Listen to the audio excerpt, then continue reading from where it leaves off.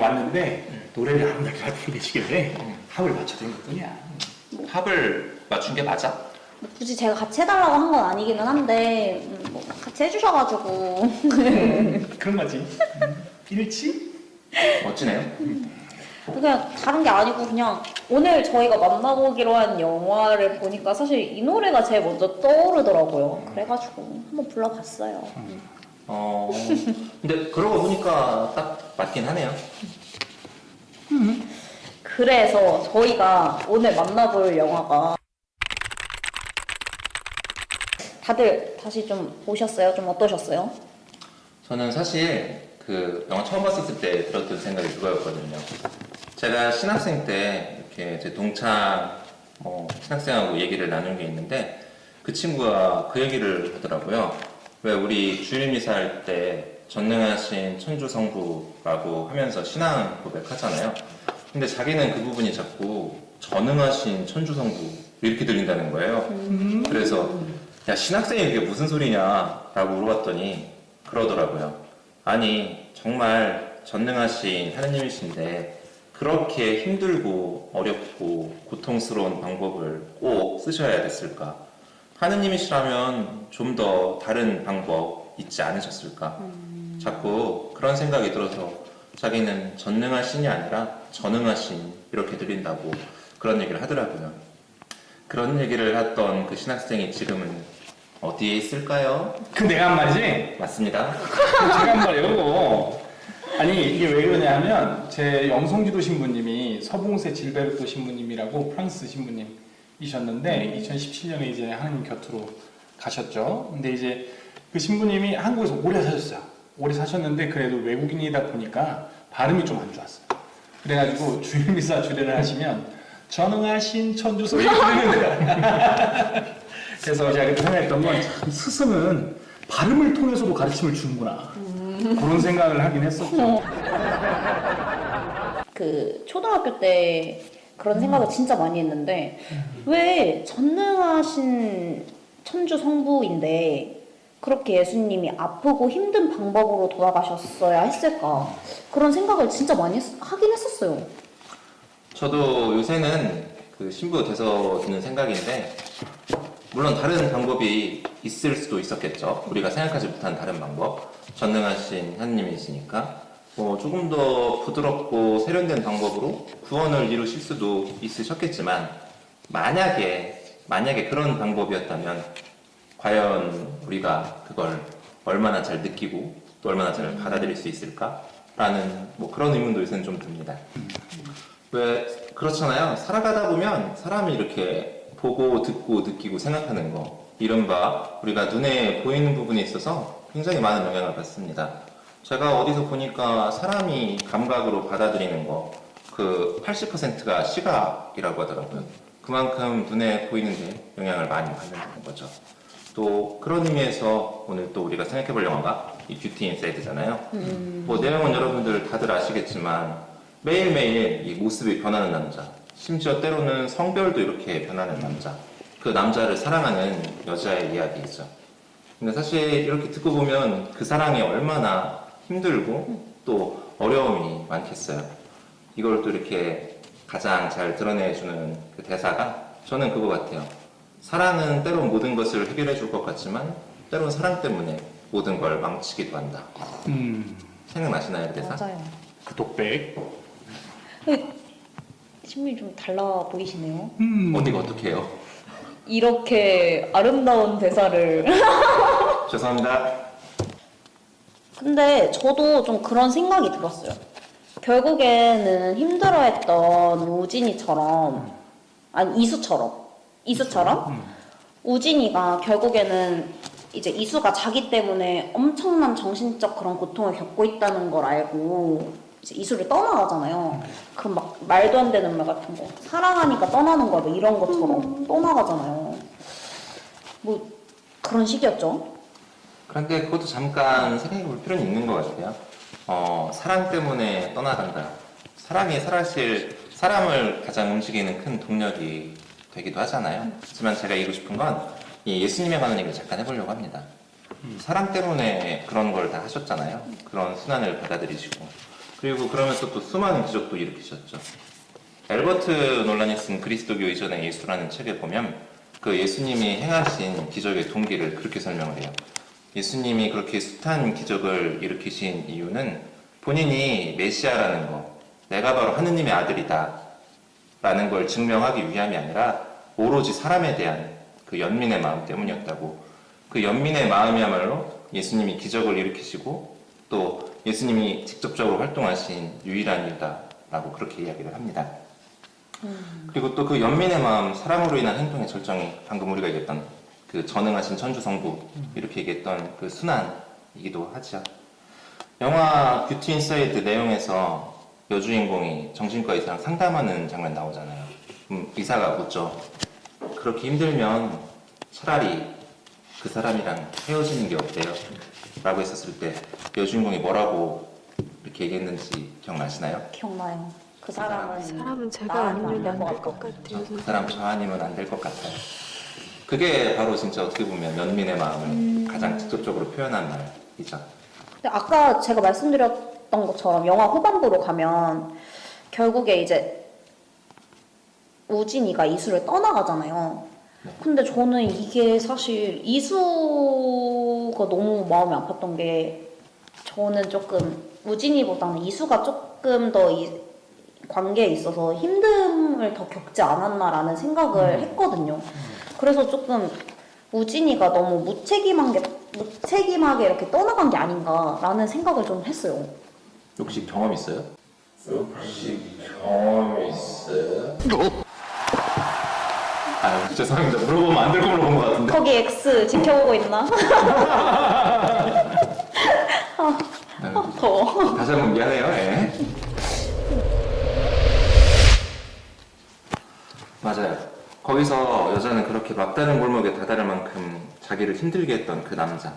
정확히 말하면 뭐 그 남자의 사정 때문이지만 그 이별을 받아들이는 모습을 보이죠. 자기도 그 남자와 좀 거리를 두고 멀어짐으로써 어떤 이전의 삶으로 또 돌아갈 수 있었으니까 그게 또 평화와 안정으로 가는 길이라고 생각했을 수도 있죠. 하지만 또 이 이수는 그 남자 우진이와 끝내 헤어지지 못하죠. 그 사람 때문에 힘들고 그 사람 때문에 아팠지만 결국은 그럼에도 불구하고 나는 그 사람을 사랑한다는 걸 깨달았으니까 다시 그 우진이를 찾으러 떠나가잖아요. 나 이제 괜찮아.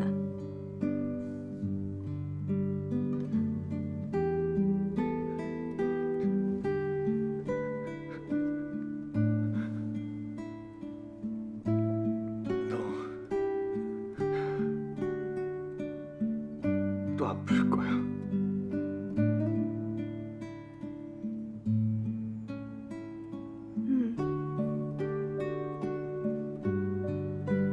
근데 아픈 거보다 네가 없는 게 더 힘들더라. 어떻게 보면 그래서 그 사람의 겉모습이 아니라 내면의 아름다움을 보고 이렇게 다가가는 그 이수의 모습을 통해서 전달하고자 했던 내용이 내면의 아름다움. 그래서 이 영화 제목이 뷰티 인사이드 아니었을까 합니다. 그렇죠. 그래서 저는 개인적으로 영화를 보면서 그 인사이드에 있다는 그 뷰티가 도대체 뭘까 생각을 좀 한번 해봤었는데 우리가 아까 처음부터 계속 지금 반복되는 단어 중에 하나가 연민이잖아요. 그죠? 네. 연민. 연민을 그 영어로 보면 컴패션인 것 같고 이탈리아어로 보면 꼼파시오네인데 이게 두 단어의 결합이라고 흔히 말을 하더라고요. 꼼은 꿈, 윗 함께. 파시오네는 뭐 순환, 뭐 혹은 열정, 뭐 순환 뭐 이런 거죠. 그러니까 함께 순환을 고통을 겪다 이런 의미를 갖는 거죠. 그렇다고 할 때 그 두 연인이 헤어졌다가 다시 만날 때 그 두 사람이 가졌던 마음은 서로가 서로의 고통을 함께 하겠다라고 하는 어떤 그런 모습이 내면에 있는 그 아름다움을 표현하는 것이 아닐까 그런 생각도 하게 됐습니다. 교수님이시네요. 그렇게 생각할 수 있을 것 같아요. 저 이 타이밍에 여쭤보고 싶은 게 생겼어요. 뭔가요? 그 신부님들께서는 연민의 마음 역시 사랑임을 깨닫고 그 사랑을 향해 다시 찾아가는 여자와 사랑하기 때문에 자신도 힘들지만 이수를 결국에 떠나가는 우진이 이 둘 중에 어느 쪽에 더 공감을 하시는지. 저부터 얘기할까요? 그러면 저는 개인적으로는 남자 쪽이요. 왜냐하면 그 남자 입장에서 자기 때문에 여자가 정신과까지 찾아갈 정도로 몰렸다는 걸 알았는데 또 심지어 그 원인이 자기인 걸 알았는데 그걸 어떻게 그럼에도 불구하고 나 계속 사랑해주고 나 계속 만나줘 이렇게 하기는 되게 어려울 거라고요. 떠나는 거, 사랑해서 떠난다 라는 말이 여자 입장에서 보면 정말 이기적으로 보일 수 있겠지만 저는 이런 상황이고 이런 입장이었으면 그 떠나가는 마음이 이해가 됩니다. 저는 성 요한바오 2세요. 왜냐하면 이 요한바오 2세의 구원에 이르는 고통이라는 문헌이 있어요. 그 문헌의 24망을 보면 이런 구절이 나옵니다. 이 그리스도께서는 인간적 약점과 무능의 극한까지 내려오십니다. 순환? 약함과 무능, 인간적 약점과 무능의 극한까지 내려오신다. 참으로 그분은 십자가에 못 박혀 죽으시는 것입니다. 라고 이렇게 이야기를 하세요. 그러면서 그러나 동시에 약함 속에서 그분이 드러높여지심이 성취되어 있으며 또 이것이 부활의 권능에 의하여 긍정되어 있다고 할진대 그렇다면 이것은 모든 인간 고통의 약점들이 그리스도의 십자가에서 드러난 바로 그 하느님의 권능과 융합될 수 있다는 것을 의미한다. 뭔 말인지 모르겠죠? 되게 어렵네요. 되게 어렵죠. 그냥 한마디 줄이면 예수 그리스도께서 인간의 그 무능과 약점, 그 십자가의 죽음으로 드러나는 그까지 내려가셨기 때문에 우리가 사랑의 관계 안에서 사람들과의 관계 안에서 일상생활에서 겪고 있는 우리의 약점과 무능은 하느님을 만나는 장소가 될 수 있다. 이런 의미로 그렇게 쉽게 이해할 수 있겠죠. 그래서 저는 둘 중에 한 사람을 고르라는 그런 질문에 넘어가지 않고 성 요한 바오로 2세의 길을 택하겠습니다. 참사제이십니다. 힘들었습니다. 이 질문 이렇게 피해가시네요. 제가 뭐가 돼요? 근데 저는 사실 한효주 씨가 더 좋아요. 그래서 저는 이수요. 고맙습니다. 저는 이 영화 보면서 되게 중심 메시지가 뭐냐라고 이렇게 한다면 그거 같아요. 사랑이라는 게 내가 이 사람을 위해서 뭘 더 해주고 또 이 사람이 바라는 뭔가를 이루어주고 이러는 게 아니라 내가 이 사람을 위해서 어디까지 버릴 수 있는가 그거에 바로 사랑의 깊이를 나타내는 거 아닐까라는 생각이 들었습니다. 마치 예수님께서 사람을 위해 무엇을 버리셨습니까? 라는 질문에 예수님께서는 하느님이심도 버리셨습니다 라고 대답할 수 있는 것 같죠. 저도 아까도 얘기했지만 이 영화를 보면서 그 이수와 우진이 두 사람이 다 서로가 서로를 위해서 울 수 있는 상태가 됐을 때 사랑이 더 깊어지게 되는 약간 그렇게 해설을 할 수 있다면 이 땅에 사는 모든 젊은이들 또 청소년들이 타인의 고통에 눈물 흘릴 수 있을 때 그 무능함과 약점까지 예수 그리스도와 같이 내려갈 수 있을 때 그 신적인 사랑을 실천할 수 있게 되지 않을까 하는 생각을 또 이 영화를 보면서 하게 됐습니다. 다른 사람 아픔에 눈물 흘릴 수 있는 사람이 진짜 사랑을 할 수 있는 사람. 그렇죠. 전해요. 전해요. 네? 전해요. 네? 아까 엑스한테 뭐라고 야. 하셨어요? 야, 너. 그래요? 저도 사실 그 생각을 많이 했어요. 어제 나와 오늘의 나도 사실 다른 모습으로 살아가잖아요. 머리도 다를 거고, 화장도 조금은 바뀔 거고, 옷도 매일매일 바꿔 입거든요. 네. 세수도 매일 하고. 이렇게 매일 다른 모습으로 살아가지만, 사실 내면에 저는 같은 사람이잖아요. 아까 온석 신부님이 말씀하셨던 것처럼 겉모습에 의존하지 않고 뷰티 인사이드처럼 이렇게 살아가는 모습, 그러니까 내면을 바라볼 수 있는 그런 사람이 돼야겠다는 생각을 많이 했던 것 같아요. 그럼 오늘도 가시면서 평행미사 가실 거예요? 네, 알겠습니다. 거기까지. 거기까지. 아까는 뭐 같이 하기 정말 별로였었는데. 아, 노래? 네. 노래를 해야 되죠, 또? 목소리 자, 그럼 노래 한번 불러볼까요? 좀 괴롭겠지만 참아주세요. 모든 걸 안 참겠습니다. 좋을게요. 그러니까 떠난다는 그 아니 신부님 잠깐만 잠시만요. 정리하고 가셔야죠.